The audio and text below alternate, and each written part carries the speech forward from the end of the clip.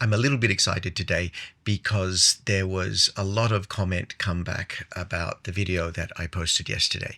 It was about sharing and why we share. And what was really lovely is that lots and lots of people had some insights into this topic.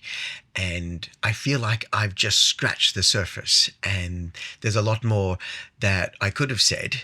And indeed, some of the people on my Mastodon community, they have said some really lovely things. And so I want to share some of the comments from those people. There's a lot of comments, and I'm not sure where to begin, but I'm going to start with Holger. So Holger put up the idea that it feels wrong if you don't share your photos. If you simply leave them on a hard drive and they go nowhere and they never see the light of day, this is not satisfying. This is not a good outcome. You want your photographs to have a life, and when you share them and you get them out there and people can talk about them and people see them and it gives them ideas, maybe it inspires someone else.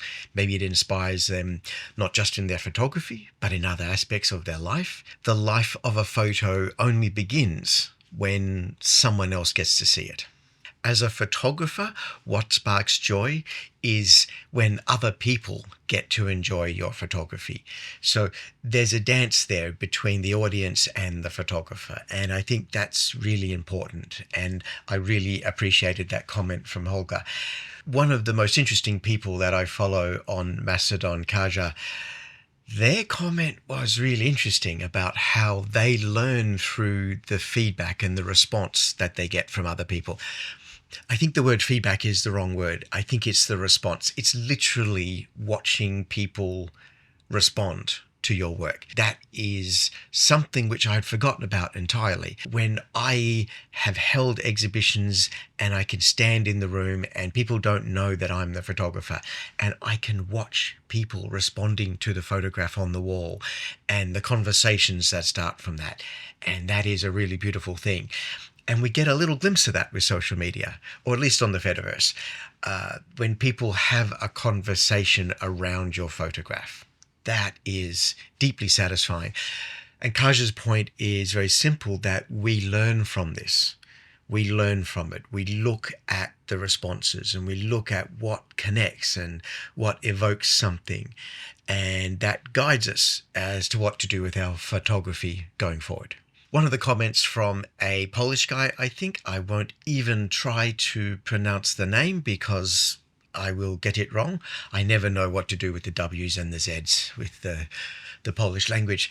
But I'll put his name up here on the screen for you.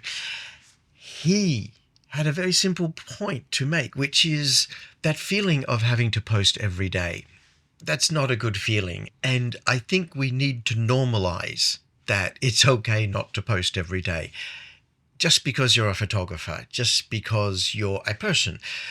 Social media doesn't mean you have to be there every day. It doesn't mean you have to feed the beast. So much of the advice that I have been given about Instagram and Facebook from a commercial point of view is you have to post every day. You must be consistent. You must generate content. And what an awful expression, generating content. That's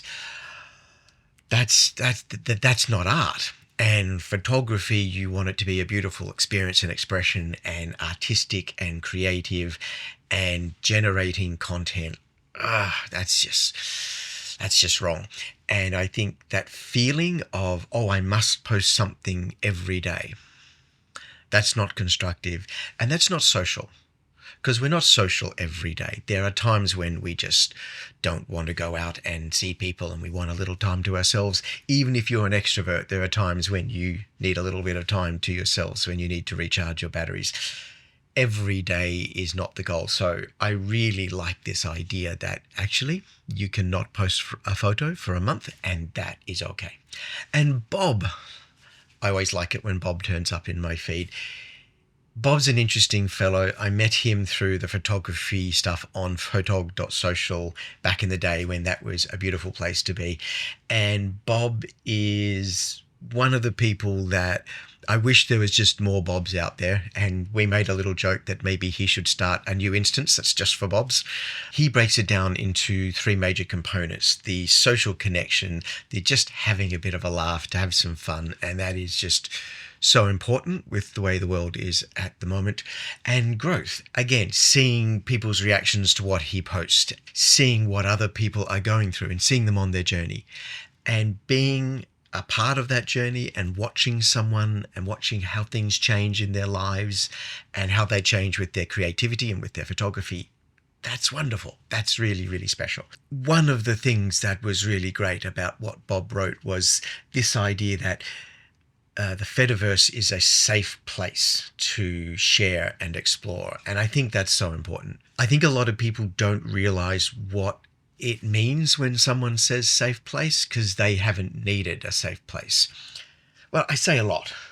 Maybe lots of people do understand what it means not to have a safe place. It's normalized, though, that we all have safe places. And for lots of us, that's not normal at all.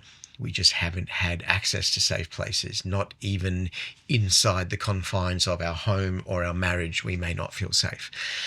This is a really important thing, whether it's because you are not neurotypical, whether it's because you're not gender typical, whether it's because you just don't fit into society. Whatever the reason is, a safe place is a very special thing. There was a second comment from Bob, actually, where he makes the point that for someone like me, there are really two versions of me. There's the professional version of me, and then there's the real life version of me. And Instagram and Facebook has to be my professional version. That's my work. But Mastodon, I can do whatever I like, because there's that feeling that no one's going to see it anyway, so who cares? And I can just be myself. And that's where I take pictures with my phone instead of with my camera. I'm taking pictures of the cockatoos. I take a walk down the street and I take a picture of the buildings just with my phone, and I put a few filters on it. And you would think a professional photographer would take a little bit more effort in their social media posts. And I don't want to. I don't want to do that. I just want to be myself. I want to share a photo of my coffee. I'm not here to brag about how many continents I've been to or the size of my super yacht. That's not what my real life is. My real life is I really enjoyed the cup of coffee that Shelley made for me this morning. It was perfect. And that's what I want to share. The flip side to what Bob is saying is that Mastodon in particular is a terrible place to share your photographs. It's not a gallery collection. And there is PixelFed for that. And PixelFed is organized around that very concept. And for those who need that kind of place, I think that's wonderful. And that's a segue into those people who've got a website and those who don't got a website. And I've got a website, and I've spent my whole career nurturing and keeping that fed and cultivating it and adding to it. And it's now a body of work for me. It is a collection of work. And not everyone has that website. So things like PixelFed become really important. And a lot of people have suggested alternatives to PixelFed. They've suggested things like Photo App and obviously Flickr. And there's Glass out there as well. There's a lot of different ways you can go online and share your photos. It's not just about social media, and some of them are photocentric so that it's photographers commenting on other people's photographs, if that's what you want. And for me, that's not what I want. I don't want to spend my time looking at hundreds of thousands of photos. This is part of the problem for Instagram for me, and it's one of the reasons I'm not on PixelFed. PixelFed serves a very, very specific need that is not my need. And I'm really glad that PixelFed is there. I'm glad that someone has done such a great job to create a beautiful home for people to not be on Instagram, but have that feeling in the Fediverse, and that it talks to things, and I can see people in my feed who are on PixelFed and I can see their work, and this is marvelous. This is really great, but I don't want to be on it. And I don't want to have an app that is just a bunch of photos. That is the core problem for me. Instagram is a problem for me on lots of reasons, but one of them is it's diluting the joy of photography for me. It's a question of scale. There's so much photographs there. So all you see is the best stuff, right? Because the algorithm is just bringing all the best stuff to the top, and the best stuff, well, it may not be my best, but it's what someone else thinks is the best. And it's not what I want to see. And it doesn't make me feel good about photography. It doesn't make me feel good about the art form. And it doesn't even make me feel good about my own photography. It just makes me see that in a planet with 8 billion people, someone is doing it better than I am. That's not for me. It just dilutes the experience for me. So all these things designed to replace Instagram, that's not where my brain goes. My brain wants to have context around a photo. It wants to have the story. I love when I get to share the story behind a photograph with people and there's a conversation.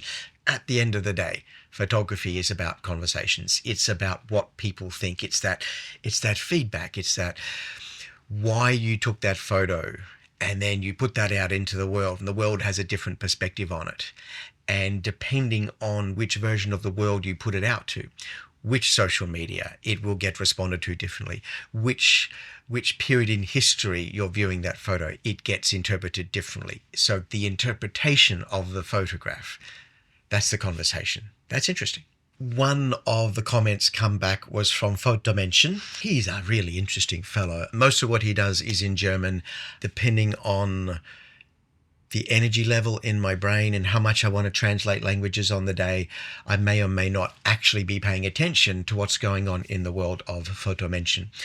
But today he shared something in English with me and it was fantastic because he had just like a hit list of the things that irritate him about social media.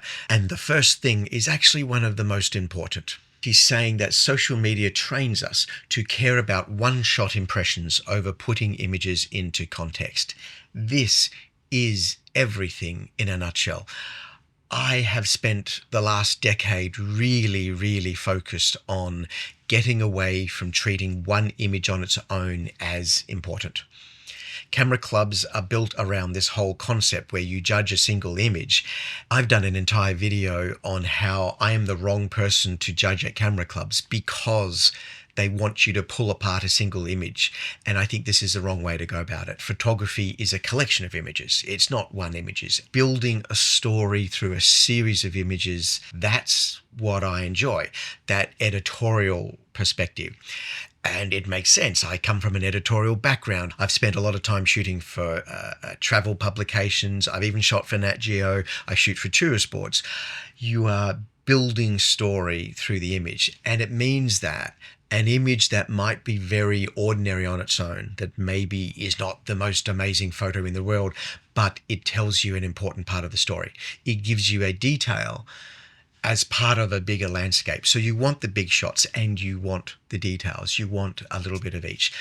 And this is what Photomention is touching on, to care about the context of the image, and the context is everything. I could talk more about that. I feel I probably have on many occasions. Please do go find that video where I talk about camera clubs. I've also run for camera clubs. As an antidote to this, I have run an online course that goes for 4 weeks where we do a exercise in curating an ebook. So we create a set of images. And I really love running that course. It's a beautiful thing. We started doing it during COVID when we couldn't actually meet face to face. And it solidified for me the value of seeing your work as part of a collection instead of one photo is everything. And that's the problem with a lot of social media. You're just seeing one photo. You're not stepping into the story. And I want context and I want story. So thank you, Photomention, for that mention. Also from Germany, a really interesting point, really good point about how wanting to share your photographs often gives you the motivation to finish the photograph. And you can take that any number of ways that you like.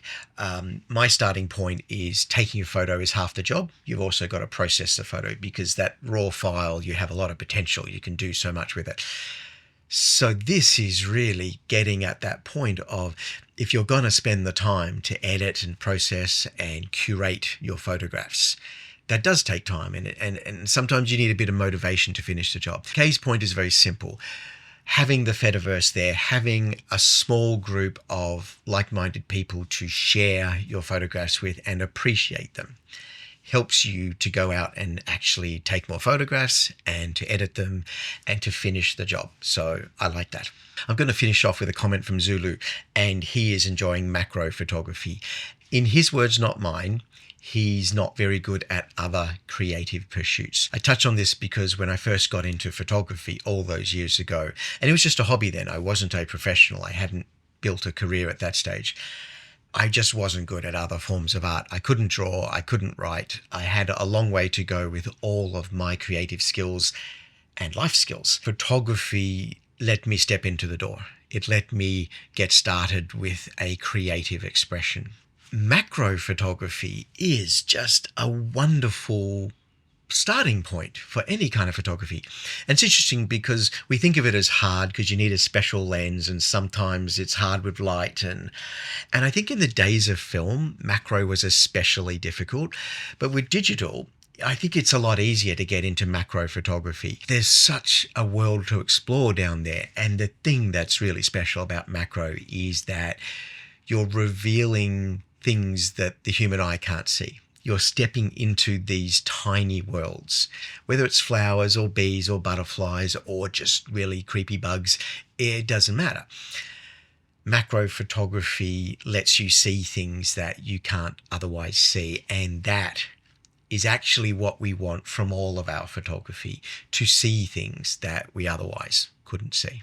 Thank you very much for all the comments, and I know there's a few there that I haven't got to, and I know there'll be a few that keep coming through after this video has gone, but I really appreciate those people, especially on Mastodon, who have come and said hello and joined in the conversation. And we'll see you tomorrow.